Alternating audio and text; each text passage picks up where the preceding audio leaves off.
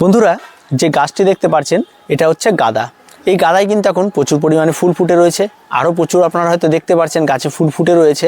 এবং এই গাছে প্রচুর পরিমাণে ফুল পেতে হলে তা কিন্তু প্রথম থেকেই তার বিশেষ পরিচর্যা থাকে। সেই ভিডিওটি আমি আপনাদেরকে আগে দিয়েছিলাম। এখন গাছে যেহেতু ফুল ফুটে গেছে এবং ফুল ফোটার পরেও কিন্তু বেশ কিছু পরিচর্যা রয়েছে, যেই পরিচর্যাগুলি করলে আপনার গাছ আরও অনেক ভালো থাকবে, গাছ রোগমুক্ত থাকবে এবং গাছে পর্যাপ্ত খাবার থাকলে গাছ অনেক দীর্ঘ সময় ধরে ফুল দিতে থাকবে।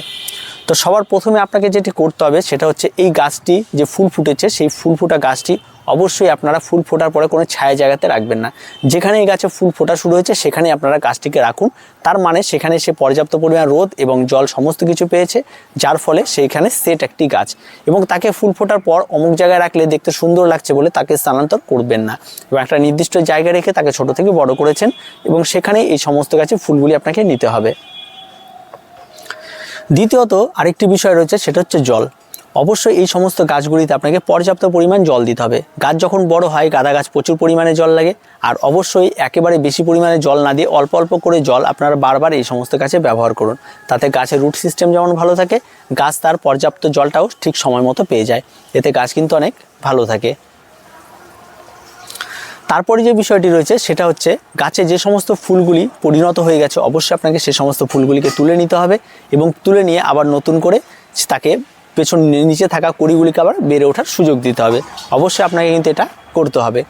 আর তার সঙ্গে সঙ্গে যে সমস্ত ফুলগুলি একেবারে শুকিয়ে গেছে বা যে সমস্ত ফুল বা ডালগুলো শুকিয়ে গেছে, পাতা শুকিয়ে গেছে নিচের, সে সমস্ত বিষয়গুলো কিন্তু ছুটিয়ে দিতে হবে বা কেটে দিতে হবে। এই ব্যাপারটাও কিন্তু খেয়াল রাখতে হবে। সর্বশেষে আছে গাছের ফার্টিলাইজার। এই সমস্ত গাছগুলি 10 ইঞ্চি মাপের টবে যখন আপনার থাকবে তখন অবশ্যই গাছে কিন্তু ফার্টিলাইজার ব্যবহার করতে হবে।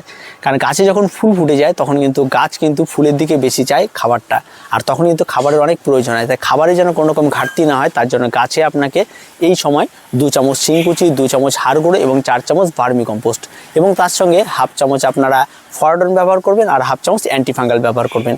এই সমস্ত খাবারটি একটা 10 ইঞ্চি মাপের টবের জন্য ব্যবহার করবেন এবং এই খাবারটি কিন্তু ফুল ফুটে যাওয়ার পর একবারই ব্যবহার করবেন, বারবার ব্যবহার করবেন না।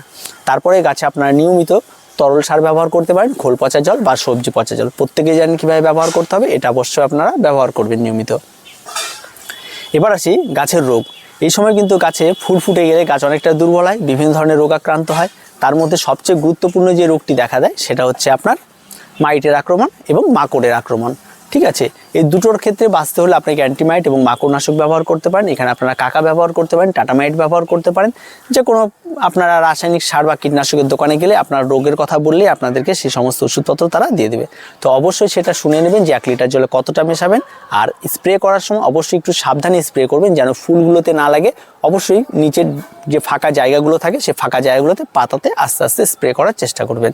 যতটা সম্ভব যাতে ফুলে কম লাগে সেটারই চেষ্টা করবেন। আর লাগলে তেমন কোনো অসুবিধা হবে না। আর তেমন কোনো পরিচর্যা নেই। আর একটি বিষয় দেখা যায়, শুঁয়োপোকার মাঝে মাঝে আক্রমণ ঘটে, ফুলের সাইডগুলোকে খেয়ে নেয়, কুড়িগুলোকে খেয়ে নেয় এবং তার জন্য অবশ্যই আপনাকে পেস্টিসাইড স্প্রে করতেই হচ্ছে।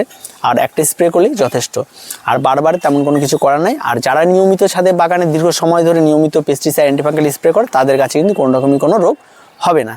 তো আর কিছু তেমন পরিচর্যা নেই। এই ছোট্ট ছোট্ট পরিচর্যাগুলো এখন আপনারা মেনে চলুন, তাহলে দেখবেন আপনার গাছগুলিতে আরও প্রচুর পরিমাণে ফুল হয়ে ফুটে উঠবে। তো ভিডিওটি আজকে এই পর্যন্তই। ভিডিওটি ভালো লাগলে অবশ্যই লাইক, শেয়ার এবং কমেন্ট করুন, আর আমাদের চ্যানেলটিকে অবশ্যই সাবস্ক্রাইব করুন।